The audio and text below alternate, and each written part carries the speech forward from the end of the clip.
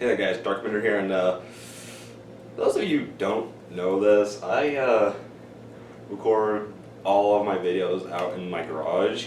It's for like the Ruby Grimma Clip stuff, and normally it's like on days where it's like 90 degrees outside, it's like 100 in here, and so yeah, it's like 100 degrees in here right now, and I'm also wearing the cloak, so that's what the aspect's for. Yeah, it's just keep me cool. You know, just, yeah. Go to the intro. There's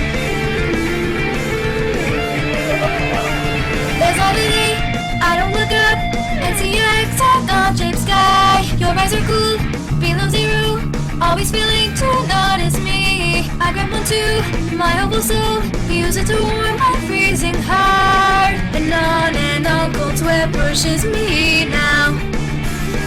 Oh, I just wanna live sweet. The concrete towns all seem dead. To a far distant star, as the moon I fly away. All I say will be true. We're no cages of ours, a volume of. So the chapter starts off with Renji, with like Yuha just like walking into this portal, and Renji's just getting ready to attack him. And it pretty much goes exactly how you'd expect it to. It's just like, oh yeah, now's my chance. I can take out the main bad guy. But I have to think of a super ingenious plan. Attack him from behind. Like, I don't really know where he was trying to go with that. But yeah, it goes exactly as expected. And Zombie Mara just like shatters before it even reaches Yuha. But like, Yuha doesn't even care. Like, he's walking out of the portal and he just sticks his arm back out and just drops like the end of Zabimaru. And then we get the title page, Bleach chapter 681, the end, Two World. Kind of really thought it'd be the end. I really thought it'd be like the end 3, I thought that's where we're going with all of this. Don't really know why it's doing this instead. Maybe because everyone was I guess she did throw us everyone off because we thought it was going to be like their side. Where it's like they decide 1 through 24. That's all I can think about that. That's all I think about that. And we have Hashwalt and Uryu, who just kind of like Uryu's kind of getting up to go back to help. And Uryu's kind of looking at him like with pity, and Hashwalt's just kind of like, oh, don't look at me like that. All this means is that your power wasn't worth taking. Even though he said it was a power that might be able to defeat Yuha.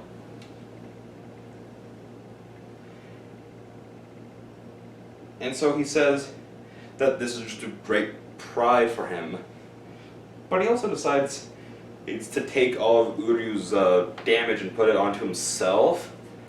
Oh, because it's just kind of like, oh, I'm dying anyway, might as well help you out before I go.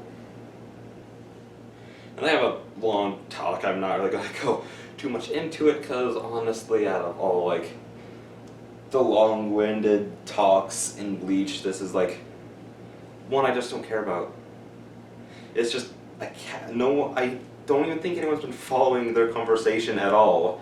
Like I kind of understood what they were talking about in the last chapter, but I just kind of don't care anymore. I just don't care enough.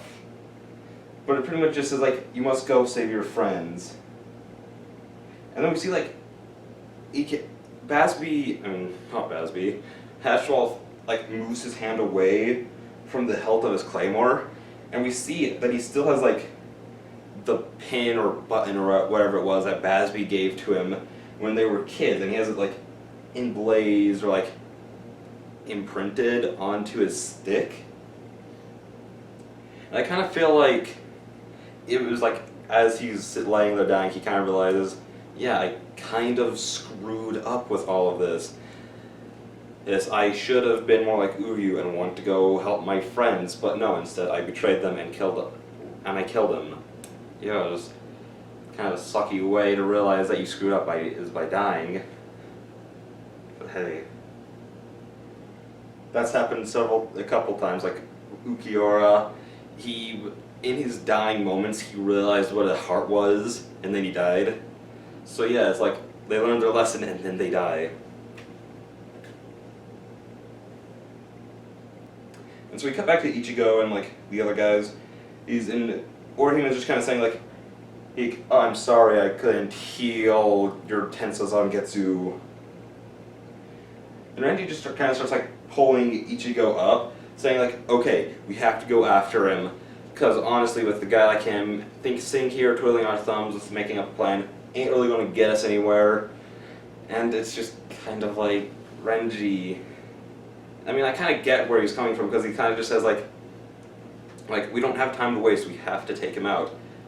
And I do get where he's coming from with that, but at the same time, Yuha's not an enemy that you can just go up and hit him until he dies. That's obviously not how it works, and also all of you guys are really injured, so should have Orihime heal you first. And it's just like, it's one of Renji's kind of dumber moments, honestly. And like, I kind of really feel bad for Ichigo in this chapter, because they're kind of talking about like how it's a hopeless situation, and he's just like laying there just like hoisted up by Renji. Yeah, he's just kind of like, yeah, it's hopeless, right guys? Yeah. And then he gets stabbed from behind. And now I was kind of sitting here thinking like, okay, is it like another bad guy that's like stabbing him? But then I noticed that there wasn't any blood on the sword, and then I was kind of like, oh no, I know who it is. It's Tsukishima, the greatest character in all of Bleach. Yeah. And Ichigo just kind of like looks at him and is just like, what are you trying to pull, you smug prick? And Tsukishima's just like, oh, well, I don't really know how to answer that. It's just Ginjo said we're joining your side. But Ginjo just kind of says, we're not like really we're not really like picking your side, we're more repaying a debt. What debt? I'm pretty sure. Yeah, what debt does Ichigo owe Ginjo or Tsukishima? He killed the Ginjo. I mean, I guess it could be that he went and got their bodies to bury it, which that must have been fun to like explain to the police. Like, oh yeah, I just have this dead body here. How'd he die? God's death. And then Ichigo's put in the psych ward for a couple months. And Tsukishima tells Orihime to use her Soten Kenshu to heal the sword, and now it hasn't been broken.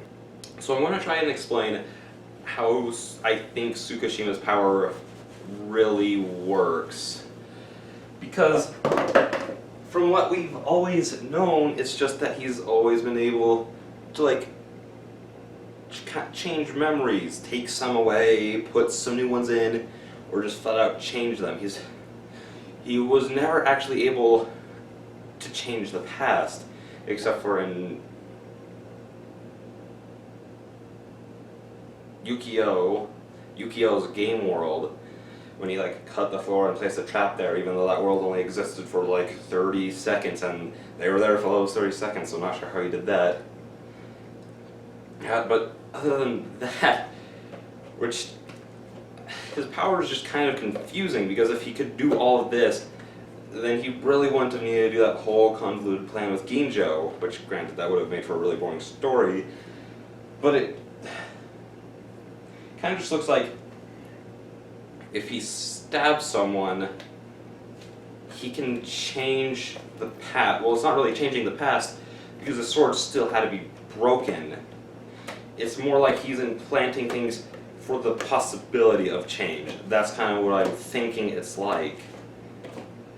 Because if he could just flat out change the past, he'd just stab Ichigo and have him kill Yuha. Or just have it that the Tensa Zangetsu never broke. But it still had to be healed. So it's more like he's manipulating it to the point where it could be healed afterwards. Because as we all know, Bankais, after they're broken, cannot be fixed by like normal means. Because like if a Shikai like Renji's is broken, all they really need to do is just pour the Ryatsu into it. But Bankais, they're permanently broken. But because of Tsukishima, Orihime was able to heal it. Or at least that's how I think his power works. Honestly, we're probably not going to get another explanation. This kind of feels like something that like Kubo would explain more if he had time to.